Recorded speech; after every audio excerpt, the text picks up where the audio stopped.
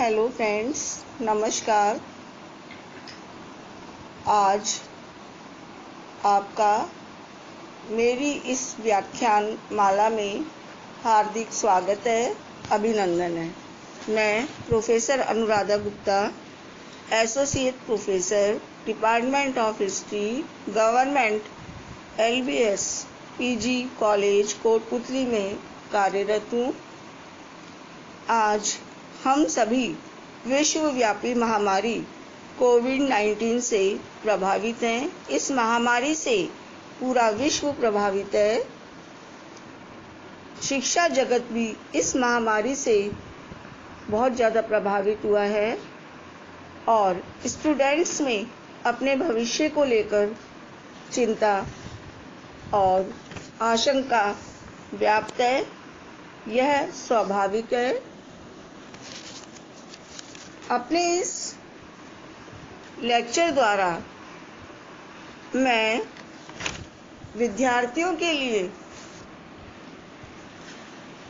BA part second year इतिहास विषय के पेपर मिडाइवल इंडियन हिस्ट्री अर्थात मध्यकालीन भारत का इतिहास का प्रथम अध्याय, जिसका नाम है टर्किश इन्वेशंस एंड राजपूत रेजिस्टेंस, यानी तुर्कों के आक्रमण और राजपूतों का प्रतिरोध विषय पर आपके सामने कुछ महत्वपूर्ण बिंदु लेकर प्रस्तुत हुई हूँ।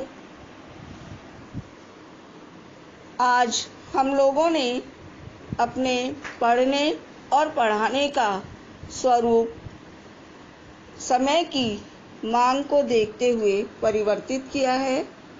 हमें इसे मानसिक तौर पर स्वीकार करना होगा और मैं ये चाहती हूँ कि हमारे जितने भी विद्यार्थी हैं वो इस ई-लर्निंग मेथड से लाभान्वित हो। ये मेरे लिए आत्मसंतुष्टि का विषय होगा। मैं आपके सामने कुछ महत्वपूर्ण विषय लेकर, कुछ महत्वपूर्ण टॉपिक्स लेकर आई हूँ और जिसमें हम भारत पर होने वाले मुस्लिम आक्रमणों की चर्चा करेंगे। ज़्यादातर जो विद्यार्थी हैं वो ये जानते हैं कि भारत पर होने वाले तुर्क आक्रमण 1000 ईस्वी से शुरू हुए। यह सही है। भारत पर तुर्की आक्रमण 1000 ईस्वी से प्रारंभ हुए, किंतु तुर्की आक्रमण से पूर्व भारत पर अरब आक्रमण हुए। अरब आक्रमणों में पहले जो सर्वप्रथम आक्रांता था उसका नाम था मोहम्मद बिन कासिम। हमें विभिन्न स्रोत मिलते हैं जो इस आक्रमण की जानकारी देते हैं।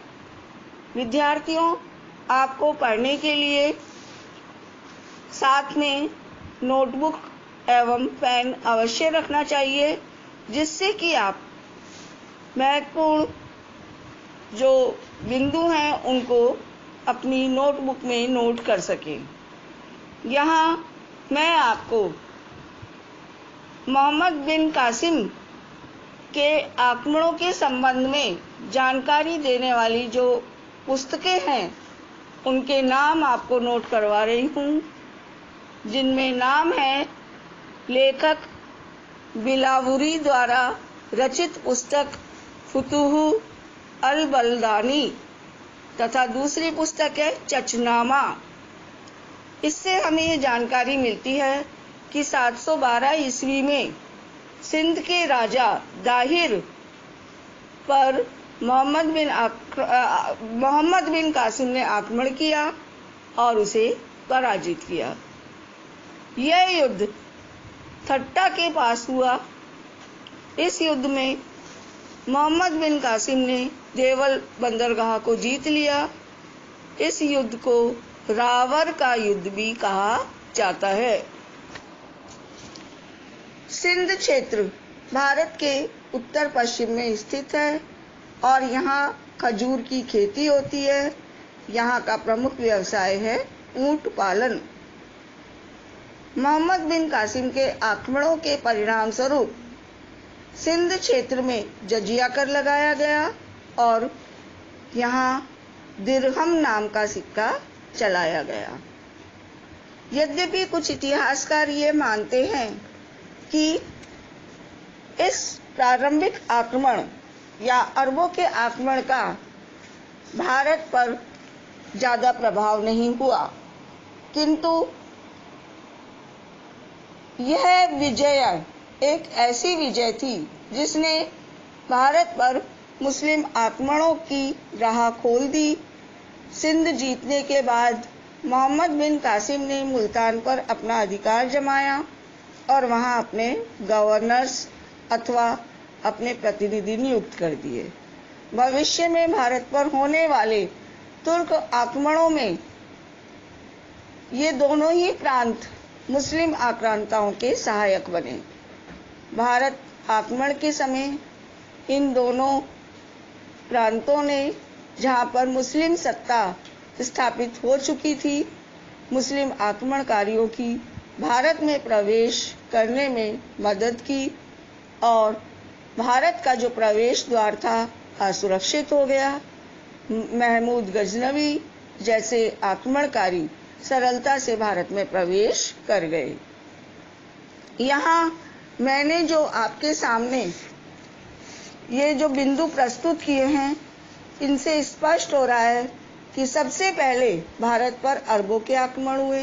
मैं एक बार फिर दोहरा रही हूँ और आप लोग भी समझ लीजिए कि पहला आक्रमणकारी एक अरब आक्रांता था जिसका नाम था मोहम्मद बिन कासिम, जिसने सिंध के राजा दाहिर पर आक्रमण किया और उसे पराजित करके सिंध प्रदेश पर मुस्लिम सत्ता की स्थापना कर दी। इसके बाद भारत पर तुर्कों के आक्रमण होने शुरू हुए। सर्वप्रथम भारत पर सुबुक्तगीन ने 998 ईस्वी में आक्रमण किया और उसने भारत में काबुल के राजा, जो हिंदू शाही राजा कहलाता है, राजा जयपाल, उससे संघर्ष किया और इस संघर्ष में जयपाल की पराजय हुई। इस विजय के बाद सुबुक्तगीन लौट गया। आपको इस चार्ट में पता भी लग रहा होगा कि अफगानिस्तान में स्थित गजनी प्रदेश में गजनवी वंश की स्थापना अल्पतगीन ने की और उसके बाद सुबुक्तगीन ने भारत पर आक्रमण किया। उसने ये आक्रमण अवश्य किया, लेकिन भारत में तुर्क सत्ता की स्थापना नहीं की। सुबुक्तगीन का पुत्र महमूद गजनवी था, जिसने सुल्तान की उपाधि धारण की और बगदाद के खलीफा से